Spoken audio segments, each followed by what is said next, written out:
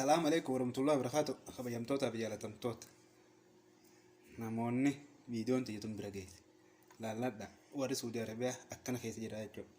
Ilmoon tun baatii jahaadha wanna garree sababni isaatis ilmoo warra dhiiraa nu guddisaa jechuudha. Dubbadhumee rakkina keenyaan nu guddisaa jechuudha. Dhiirti dalagaan sii hin harkattu, dalagaa sii maallaqa xiqqisheen dalayti kiraa manaa kafaluu hin dandeenyu, ifaaf irraa kafaluu hin dandeenyu, jireenya keenya ittiin if jiraachisuu hin dandeenyu wanni dhiirtee dalaytu jechuudha. Kanaafuu nuti dirqamnee mana teenyee ilmoo qabnee dhalaan deemtee dalagaa jirti jechuudha. Isin galee dhalaan deemtee hoggaa dalayte waa xiqqishoo waan kiraa manaa ifaa waan nuti nyaannu nu dandeesse jechuudha. Ilmoon hoggaa dhalatte nyaata qabdi, dhugaatii qabdi, uffata qabdi, nutis akkasuma jirraa jechuudha. Nutis akkasuma jechuudha. Kanaafuu maal baa?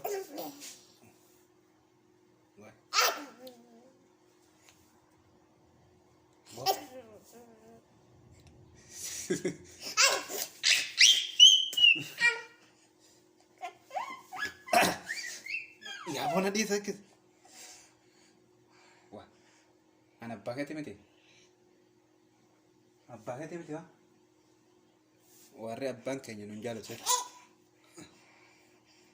Warre kok abang kayaknya nunjalo tetan. Ya fel mau datang gartang. Kata leni baik tani. Abang kayaknya nunjalo tuh hari ya temen tuh segitu. Oke kan ya.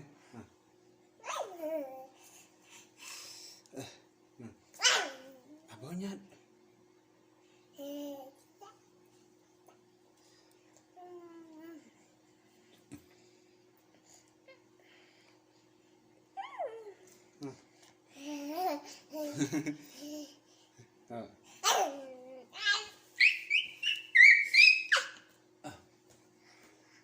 akkasitti baatii jaha haadha horii warri mana hidhaa keessa jiru Suudii keessa jiraachuu jechuun mootummaan seetu mana hidhaati. Suuduma keessa jiraachuun mootummaan seetu mana hidhaati. Maaliif manaa gadi hin baanu 24 sa'aa 24 mana keessa teenya takkitti suuta gamaa gamana irraa ilaallee ilmoo harka qabannee akka mootummaan nu hin qabne ilmoo harkatti akka qabadheetiin biqaalaa dhaqee waa bitadhee deebi'aa jechuudha. Ilmoo harka qabaachuu baannaan hayyama jireenya qabaachuu baannaan gabbaanaan alaa xuluma sochiisan jechuudha. Meta yaasoo jirra. Akkasitti rakkina akkana adda addaa keessa jirra. Mana kana gadi hin baanu sa'aa 24 mana keessa teenya qilleensaan harkan warri baadiyyaa jiru madiraa ooyiruu keessa ol bahuu hin danda'u bakka lafa qonnaa keessaa bahuu hin danda'u lafuma qonnaa keessa ta'a.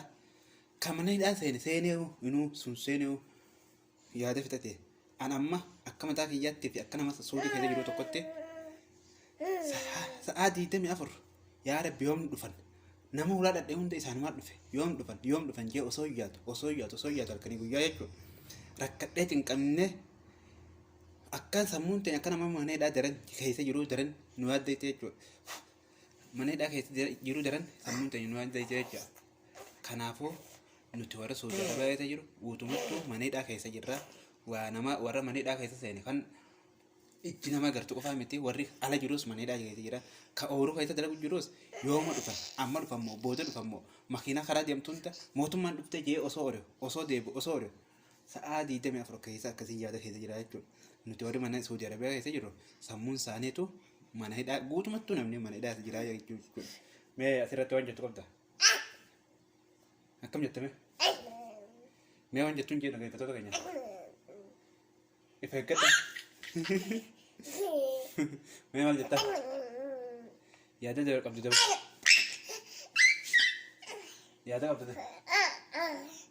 Yaada qabdu dabarfadhu mee. This girl. Yaada qabdu jiraatu dha. Isi warri abbaan keenya nun jaalatu jettu kijiba ammas. Dhugaa ribbiitti namni abbaan nun jaalatu jedhu kijiba. Maaliif namnummaan ilmoo dhalee arge. Ilmoon hanqamta akka jabduu namni arge. Wallahi abbaan nun jaalatu yaadni jiru sun kijiba.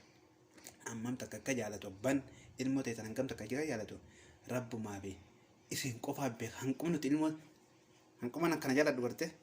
Hanqasuma daran atis ilma kee jaalatte kana ilaaluuf jiru. Atis ilma kee hanqasuma daran jaalatte. Abbaan keetis hanqasas daran si jaalata jechuudha. Kanaafuu warri abbaa keessan nu jibbaatanis eegseera kaan ni fayyadani. Namni abbaan jibbu hin jiru. Haadha abbaan namni jibbu hin jiru. Akkasii galatoomaa. Salaamu alaikum warahmatullahi wabarakatuh. Maal jettan? ati jab goota